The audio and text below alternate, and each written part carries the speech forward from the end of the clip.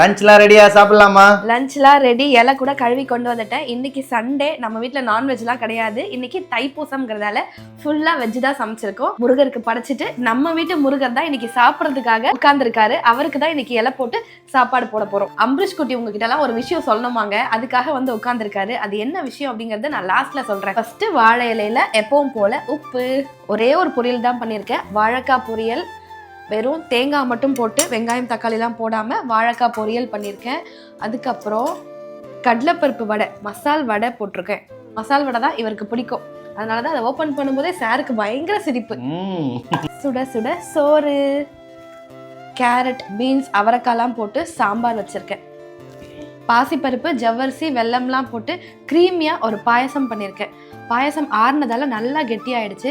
கொஞ்ச நேரம் கழிச்சு இதில் கொஞ்சமாக சூடான பால் ஊற்றுன்னு வச்சுக்கோங்க, சூப்பராக இருக்கும்.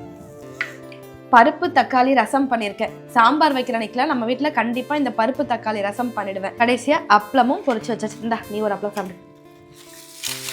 இன்னைக்கு தைப்பூசம்க்கு நம்ம வீட்ல இதுதான் சண்டே ஸ்பெஷல்.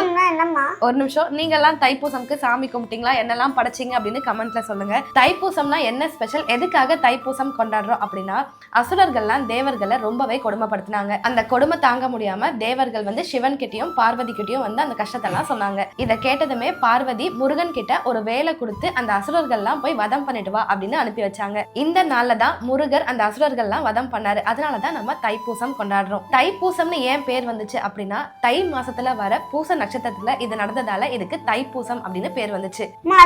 தைப்பூசம் கொண்டாடுறாங்களா? ஆமாடா செல்லம், இப்ப தெரிஞ்சுக்கிட்டியா? ஒழுங்கா சாப்பிடு. கடைசியா அம்பரீஷ் குட்டி ஒரு சர்ப்ரைஸ் இருக்கு அப்படின்னு சொன்னால, அது என்ன சர்ப்ரைஸ் அப்படின்னா, அம்பரீஷ் குட்டிக்கு இன்னைக்கு பல்லு விழுந்துருச்சு. காமி, அதனாலதான் அவர் வீடியோக்கே வரமாட்டேன்னு ஒரு மாதிரி ஷையா ஆரம்பத்துலலாம் அமைதியா உட்கார்ந்துருந்தாரு.